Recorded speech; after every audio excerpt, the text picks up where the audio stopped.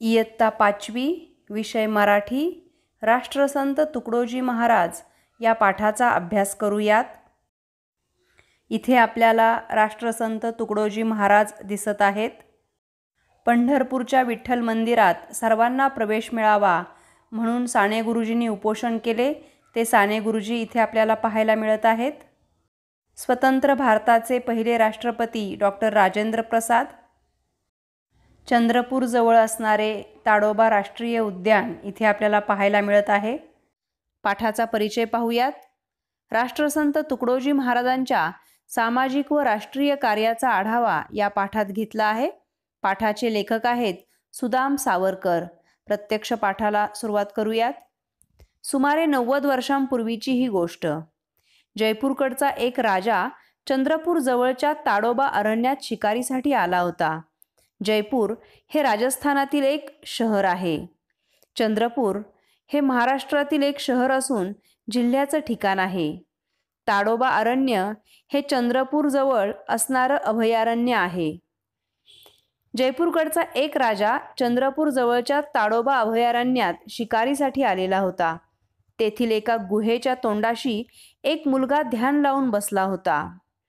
गुहा म्हणजे डोंगर कपारीमधली खोलगट जागा. ध्यान लावून बसणे म्हणजे डोळे मिटून एकाग्र होऊन बसणे. राजा त्या मुलाला जंगलातील प्राण्यांविषयी विचारू लागला. तो चुणचुणीत मुलगा राजाला म्हणाला, हे सुखी जीव आनंदानं जंगलात नांदत आहेत. तुम्ही त्यांना का हो ठार करता? चुणचुणीत म्हणजे हुशार, नांदणे म्हणजे राहणे, सुखाने नांदणे म्हणजे आनंदाने राहणे. हे सर्व सुखी जीव आनंदाने जंगलात राहत आहेत आणि तुम्ही त्यांना का बरं मारता? त्यावर राजा निरुत्तर झाला. निरुत्तर होणे म्हणजे काहीही उत्तर न सुचणे. तो विचार करू लागला. त्याला स्वतःची चूक कळून आली. त्याने शपथ घेतली, यापुढे मी कोणत्याही प्राण्याची शिकार करणार नाही.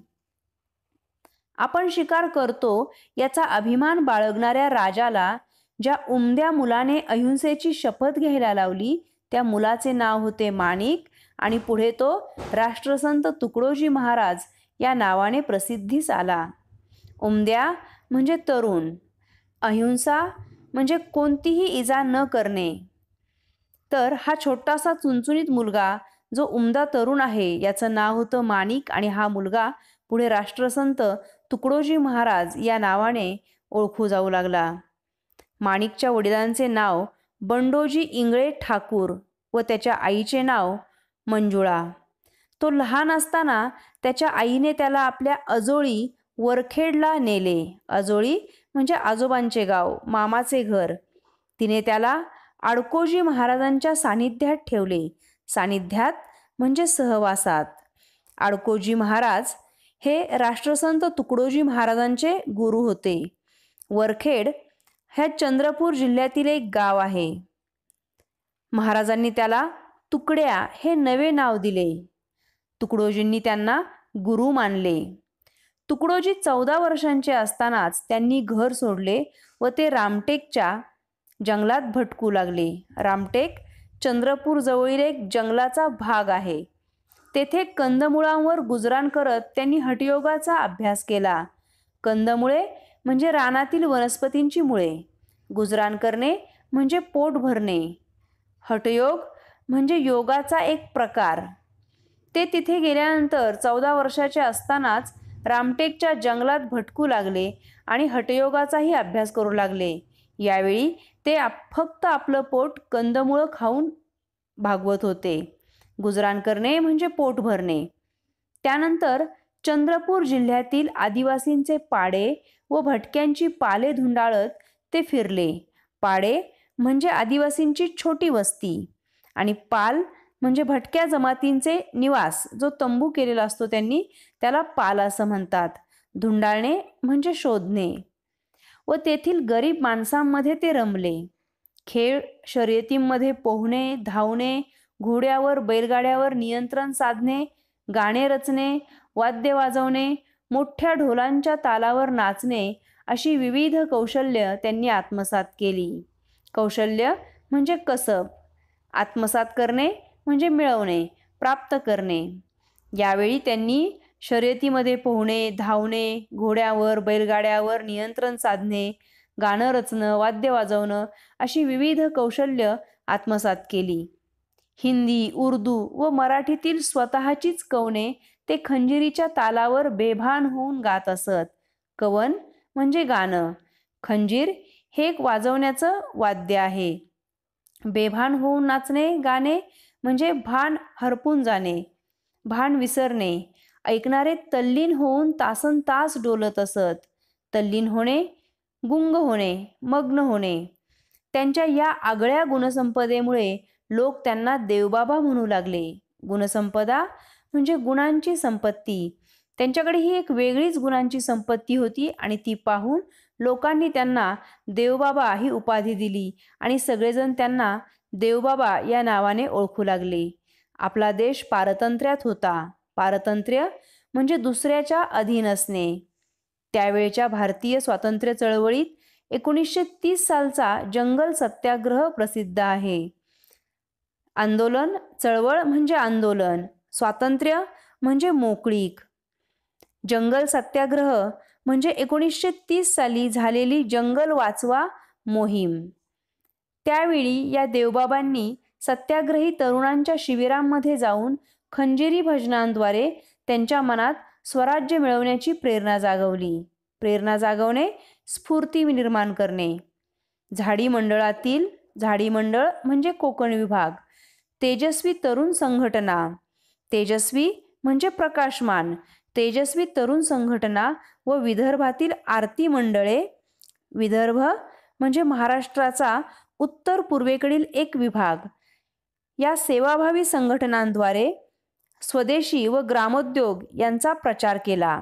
सेवाभावी संघटना म्हणजे समाजसेवा करणारी बिनसरकारी मंडळे आणि ग्रामोद्योग म्हणजे खेडेगावात वस्तू बनवण्याचे लघु उद्योग.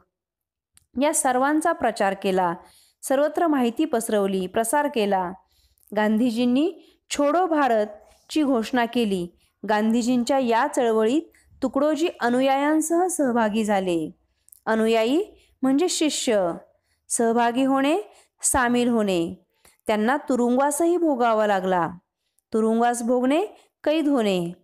सन 1947च्या स्वराज्य प्राप्तीनंतर भारतीय प्रजासत्ताकात विविध संस्थाने विलीन करण्याचे कार्य सर्वात महत्त्वाचे होते. प्रजासत्ताक म्हणजे सार्वभौम भारताचे स्वतंत्र गणराज्य. विलीन होणे, समावेश करणे. संस्थान म्हणजे पूर्वीची राजे राजवाड्यांची राजेशाही. स्वतंत्र भारत उभारण्याच्या या कार्यात तुकडोजींच्या श्री गुरुदेव सेवा मंडळाने हैदराबाद स्टेट व कोल्हापूर संस्थान विलीन करण्यात सहभाग घेतला. हैदराबाद स्टेट म्हणजे हैदराबादचे संस्थान आणि कोल्हापूर संस्थान म्हणजे दक्षिण महाराष्ट्रातील पूर्वीचे संस्थान. आणि गुरुदेव सेवा मंडळ हे संत राष्ट्र तुकडोजी महाराजांनी स्थापन केलेली एक सेवाभावी संस्था होती. श्री गुरुदेव सेवा मंडळ वेगवेगळ्या गावी सप्ताह, चातुर्मास कार्यक्रम आयोजित करत असे. चातुर्मास कार्यक्रम म्हणजे 4 महिन्यांचा कार्यक्रम यांचं आयोजन केलेलं असायचं. त्याद्वारे त्यांनी स्वच्छता, व्यसनमुक्ती, आरोग्य संरक्षण, ग्रामोद्योग संवर्धन, संत संमेलन असे उपक्रम राबवले. महाराजांनी सामुदायिक सहभोजनात सर्वांना सहभागी करून धर्म, जात, पंथ यातील विषमता कमी करण्याचा प्रयत्न केला. आरोग्य संरक्षण म्हणजे रोगमुक्त करण्याचा कार्यक्रम. ग्रामोद्योग संवर्धन म्हणजे खेडेगावातील लहान उद्योगात वाढ व्हावी म्हणून केलेले उपक्रम. संत संमेलन म्हणजे संत विचारांच्या प्रसारासाठी केलेले उपक्रम. सामुदायिक सहभोजन म्हणजे सर्व धर्मजातीच्या लोकांनी एकत्र जेवण्याचा उपक्रम.